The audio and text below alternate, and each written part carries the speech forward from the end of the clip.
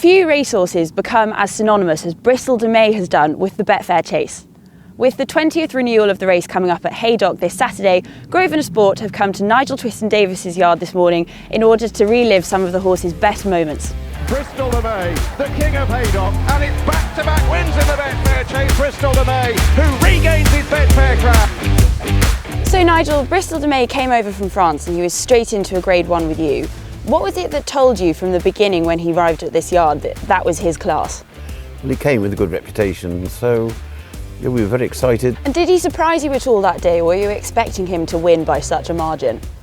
Not by such a margin, but we'd hoped he'd win, yes. And when he went into his first Betfair Chase, did you have any level of expectation, or was it a bit nerve-wracking for everybody? Well, of course it's nerve-wracking because it's a top-class chase, but he was in really good form, and he'd done very well the season before. You didn't have to ask him to do anything, he did it really well. Did you think he was the kind of horse that would go and win 3 of those races? Well, one's good enough to start with.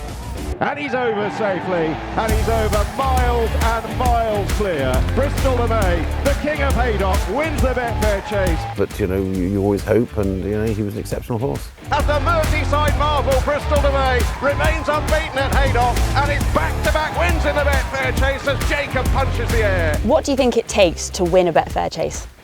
Well, the best horse around, and he was the best horse in England during that time. It's the silver-coated king of Haydock, Bristol de Mai, who regains his Betfair crown. So we're here with Bristol de Mai and Claire Laws, who's now looking after him. Well, we're really lucky to have him. I mean, he's just an absolute gentleman. What do you think it was about him during his career as a racehorse that made him capture the public's hearts quite as much?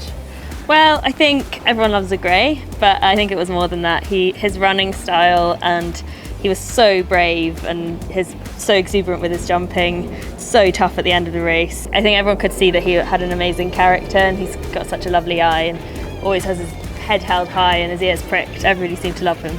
So what's Bristol been up to since he arrived here? So we've done a few bits and bobs. He loves his trail hunting. That's his main love, so we do that when we can. But most days he, to be honest, he just joins in with the racehorses here. He pretends he's still a racehorse, and we do one little canter maybe, let him think that he's that he's still in training, and then he'll stand and watch the string for as long as you want. He absolutely loves it. I think he thinks that he trains them, but he's very happy in a routine like that, still thinking that he's sort of part of it all. We're not too hard on him. So he's going to parade at the Betfair Chase this week, the place where he's most associated with. How do you think that's going to go? Do you think he's going to enjoy himself? Yeah, he will absolutely love it. I've taken him to a few race courses with ROR, and he absolutely loves the crowd. He shows off like anything, and he really comes alive. He certainly is not this docile creature that he is here. He gets very excited, and last year when we were at Haydock, the crowd just adore him there, and it was he knew that where he was and what he was there for, and he was really showing off. So I'm excited to take him back there again and show him off again, let all his fans see him.